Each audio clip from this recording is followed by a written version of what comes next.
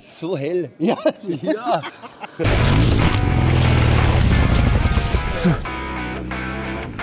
Gerne. Ich werde mich hinter deine Kamera verstecken.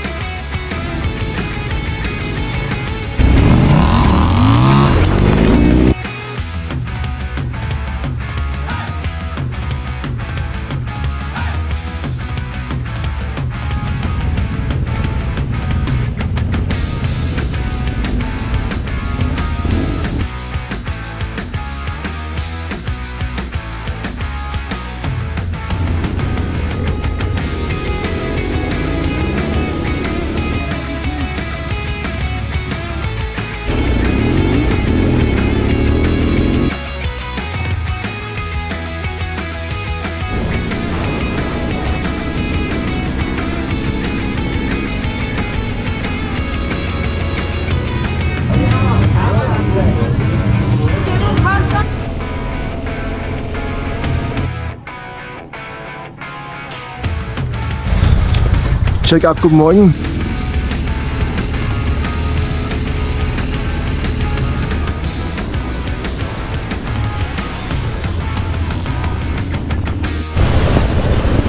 So schön da, ne? Ja. Das ist aber cool, die Aufnahme.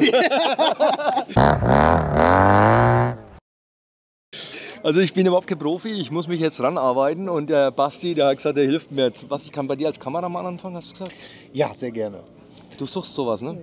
Ja, ich suche auf jeden Fall engagierte Leute, die Bock haben, Geschichten zu erzählen. Ich wollte gerade sagen, eigentlich wollten wir auch über das Event sprechen. Ja. Okay, ja, dann machen wir das mit dem Event jetzt schon. Seit wann bist du da dabei bei dem Event? Krieger Ride heißt das, ne? Krieger Ride, oder? Oder sprichst du falsch aus? Ich glaube, niemand spricht es hier richtig aus, wahrscheinlich außer die Kroaten selbst. Also, ich glaube, es heißt Krka Enduro Raid. Okay. So. Und Krka ist ja der Fluss. Nationalpark oder was? Ja, das ist der Fluss, aber es ist auch der Nationalpark. Ja. Und ich glaube, der entspringt ja in Slowenien, wenn ich mich nicht irre. Und fließt dann bis in den Nationalpark rein und halt, oder durch den Nationalpark. Und die ganze Ecke hier ist natürlich super schön. Um auf deine Frage zurückzukommen, also ich selber bin seit, ich glaube, 2019 hier bei dem Event. Und bin auch mehrfach schon mit Motorrad selber mitgefahren, um das dann halt auch zu filmen. Sprich, ich fahre dann die gleichen Strecken halt nur mit Gepäck. Ja. Und hatte wirklich immer eine super Zeit hier. Also was ich hier besonders mag ist, es ist wirklich eine tolle, so eine Urlaubsatmosphäre. Also Ja, voll. Ich habe es meiner Frau gerade gezeigt. Unten das Meer. Ne? Ich war im Wasser bis da. Ne? Also, wisst ihr, da wo es nass ist. Und ich habe gesagt, es tut mir jetzt echt leid. Ich muss das in die Familiengruppe, an die Kinder schicken. Es ist hier geil. Ja, genau. Und also man hat so, und es ist dann noch nicht so wie im Hochsommer, wo dieser ganze Massentourismus Ja, und ist. es hält sich dann nicht aus, wenn es warm ist. Ne? Ja, genau, sondern es ist wirklich total angenehm. Die Straßen sind leer, es sind halt irgendwie ein paar Leute hier. Ne? Und du hast halt 600 Starter hier. Und das ist halt 600 sind Worte, ne? Das ist echt ein Brett. Und du bist das erste Mal hier, ne? Ja. Also du wirst das dann ja morgen früh und übermorgen früh live erleben, wenn die da am Rodina-Platz starten. Ich finde, das ist eine super tolle Atmosphäre. Es ist wie so, ich sag mal, wie so ein Ameisenstrang, der dann da losgeht und dann reißt das einfach nicht ab. Das geht dann stundenlang, diese Startprozedur, bis da alle 600 durch sind. Also gefühlt stundenlang, ne? Und irgendwie auch so, wenn die dann in die Berge gehen, durch diese ganzen Tracks da fahren, da sind auch ein paar echt knackige Sachen dabei. Und wenn die dann wiederkommen, die Runde so um den Strand machen, ins Ziel kommen und dann steht da schon irgendwie der beste Kumpel mit der Kaltschale in der Hand und wartet. Also, mit dem Korngetränk. Ja, genau. Also ich finde das, man merkt das auch. Die Leute kommen ja auch mit ihren Kids auch und mit ihren Frauen und so hier hin. Also es ist Und ist dann erst die Ausfahrt und dann die Prüfung am Strand oder fängt das erst mit der Prüfung an? Wie ist das hier? Also man startet am Rodinerplatz, wird dann da durchgewunken, immer so Fünfer rein, geht's dann los und dann fährt man halt erst die Tracks ab. Da gibt es dann 2 Stufen, ne? einmal hart, einmal soft. Was wärst du eigentlich? Ich darf kein Hard fahren, weil ich mit der BMW kaum hat es geheißen. Ach ja, stimmt ja. Also in den Hard-Tracks sind 2 Zylinder verboten tatsächlich. Ja, und, aber auch zu Recht, muss ich sagen.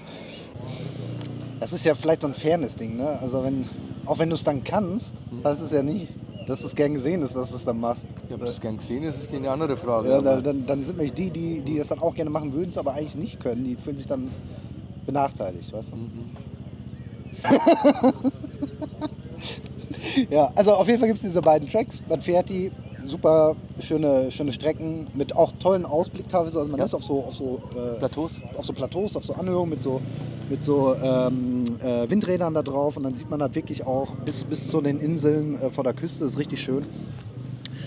Und ja, und da gibt es halt viele so Stellen, weißt du, wie so ein Flaschenhals, wo sich die Leute so ein bisschen staunen, müssen sich mal helfen und so, weil es das halt irgendwie schwierige Stellen sind. Und wenn man dann hier wieder nach Premotion kommt, dann gibt es halt einmal die Runde um den Strand sozusagen. Und das ist halt echt so ein Highlight auch, glaube ich, für die Leute. Ne? Also wenn die freuen sich da auch schon mal drauf, weil da ist einfach die Party dann. Ne? Also man macht dann diese Runde, du kommst ins Ziel, alle stehen da, klatschen und feuern dich da an und so. Also das ist schon was Besonderes. Nochmal 600 Leute unten oder sind es mehr? Das hängt davon ab, ne? Wenn du der Erste bist, dann kommst du da an und hast noch keine Zuschauer. Wenn du der Letzte bist, hast du auf jeden Fall die meisten Zuschauer. Also muss ich mir morgen Zeit lassen. Ja, genau. Ist auch ein Ziel, oder? Ja. Ich glaube, das Ziel hier ist vor allen Dingen halt Spaß haben. Spaß. Genau. Und ich finde halt auch immer so, also du weißt ja, wir kennen ja eigentlich auch viele Rallye-Events, das ist ja nochmal eine ganz andere Geschichte so. Und Enduro ist halt, das hat für mich immer noch mal mehr diesen Urlaubscharakter so. Und wenn man das jetzt so mit vielen anderen Enduro-Events vergleicht, finde ich, hat man hier wirklich so ein Ding für jedermann, wo es echt völlig egal ist, was du für ein Ergebnis fährst oder irgendwas. Ne? Also hier geht es auch echt nur darum, einfach Spaß zu haben und das Hirn frei zu kriegen. Genau, richtig. Und irgendwie eine gute Zeit hier bei dem tollen Wetter. Und es ist halt nicht so wie jetzt, ich sag mal, bei vielen anderen offiziellen großen Enduro-Veranstaltungen, wo es ja auch dann immer nur um die härteste Strecke und irgendwie wer ist der schnellste und wer hat den größten. Das hast du jetzt gesagt. Ja. Aber so ist es, ja. Und sondern hier ist es halt, also weißt du, so ein Beispiel dazu, wenn die, ich muss mich immer an diese Zweizylinder-Truppe erinnern, wenn die da am Strand langkommen und dann ins Ziel, da gibt es so ein paar Transalp-Fahrer. Ne? Ja. Und das war eigentlich, die haben immer den meisten Applaus bekommen. Weißt du, das war so die meiste. Da kämpfe ich morgen drauf hin. Ja, genau. Ja, also, vielleicht kriegst du den besten Sympathiebonus hier. So viel Boxer wird es nicht geben, oder? Nee. Ich glaube, ich habe in den ganzen Jahren, also ich habe eine andere gefilmt, weil die ist auch in einem Video drin. Der Bernhard Schmidt Stimmt. Genau, ja, der genau. kommt jetzt gleich. Ach, der kommt auch. Ja, der wartet auf seine Schwinge, sonst würde er mit dem Boxer fahren. Sag mal, was du morgen berichtest. Ich glaube, ich tue das dann über das ganze Video legen. Wieso nicht, ne? Was legst du übers Video? Na, dich. Achso, jetzt meinst du über die Kommentation? Ja, das ist ganz gut. Ja, ich habe jetzt schon meinen Leitfaden gerade. Ja, nee, ist doch so. Jetzt überleg mal, was du alles gesagt hast, das ist eigentlich der Leitfaden. Ich weiß nicht, ob ich das als Abschluss brauche. Ich bedanke mich einfach bei dir. Ne? Es ist geil, dich mal wieder zu sehen. Ne? Danke, es ist immer schön, dich zu sehen, Manu. Ja. Wir haben unser Enduro-Boxer-Treffen Ende August. Falls du mal auf sowas Lust hast. Ja, da haben wir jetzt ja schon ein paar Mal drüber gesprochen. Diesmal wird's die größer, ne? letzten 2 Jahre waren ja bei mir so ein bisschen verletzungstechnisch Mist. Diesmal wird es größer. Ja. 28 Plätze fürs Training und dann halt 5 Gruppen, die spazieren fahren. In Thüringen jetzt. Ja, geil. Ja, Neuhaus-Schirschnitz. Lass das mal anpeilen. Ja. Ende August bin ich auch wieder richtig fit und so. Und dann ist ja auch Bosnia Rallye vorbei und so. Und euch schmeißen wir raus, ihr seid viel zu neugierig, ne? Ja, so sieht's aus.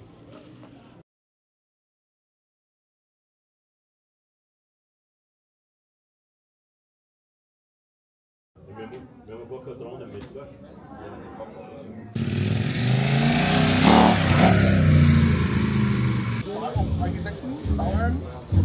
Weißt du, was du davor hast?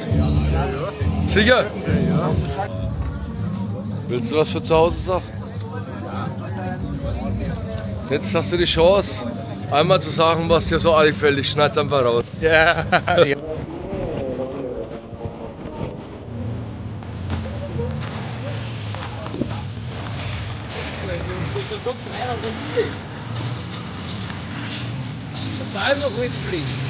Tete, forever.